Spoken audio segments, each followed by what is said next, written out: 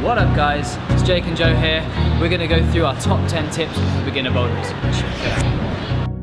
Tip number 1, use your toes. One of the most common mistakes we see at the climbing wall is people not using their toes, but instead they use their midsole. This will restrict your movement. It will also give you less traction on the hold. So if Joe was to turn it to the toe, he can pivot.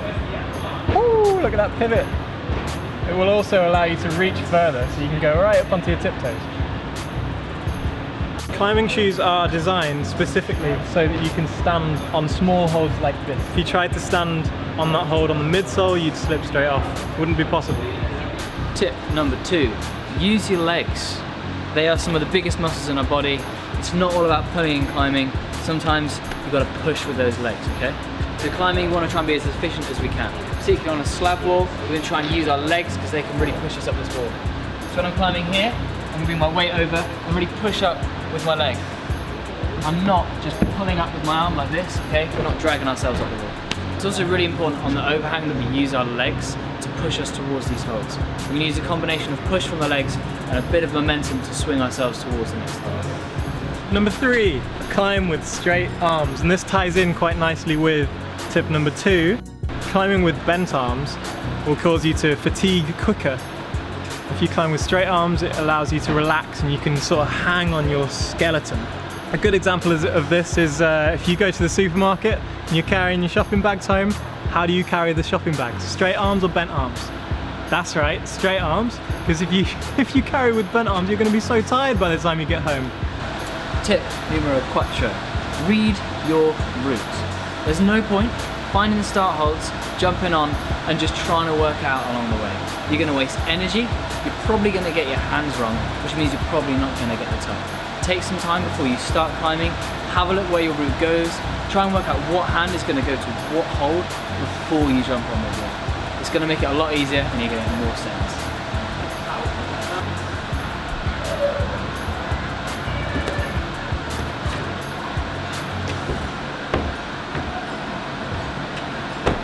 Tip number 5, don't use too much chalk. This goes for loose and liquid chalk.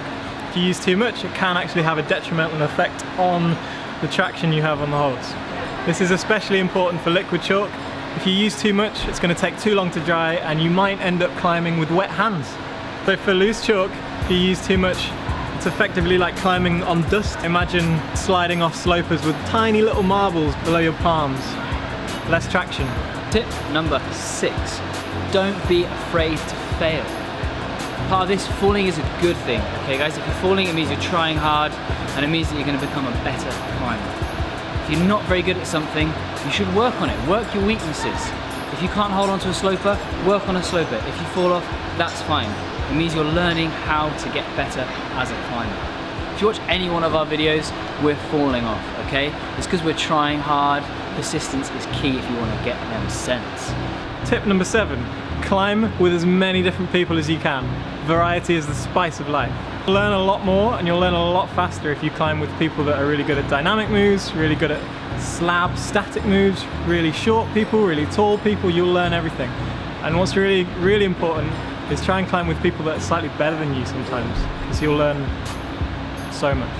I'm usually really dynamic, so it's good for me to climb with people that climb a little bit slower and a little bit more statically, so I can learn the way of the static. Top tip number 8.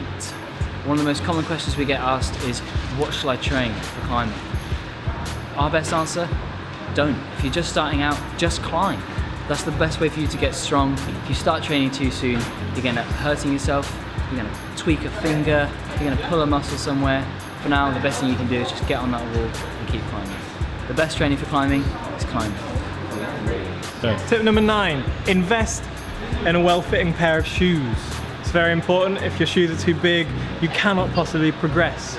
You won't be able to stand on anything, you won't be able to use your toe or your heel properly. If you fit them too small, you'll be in too much pain to progress. You won't even want to climb. So get them just right, make sure you get a professional to fit them for you.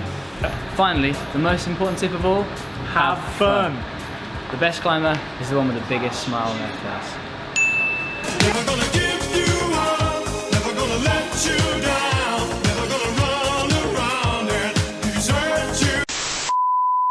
Go, we're on. Tip number 9. No, Go. tip number 9. Here you go. Grab. That doesn't work.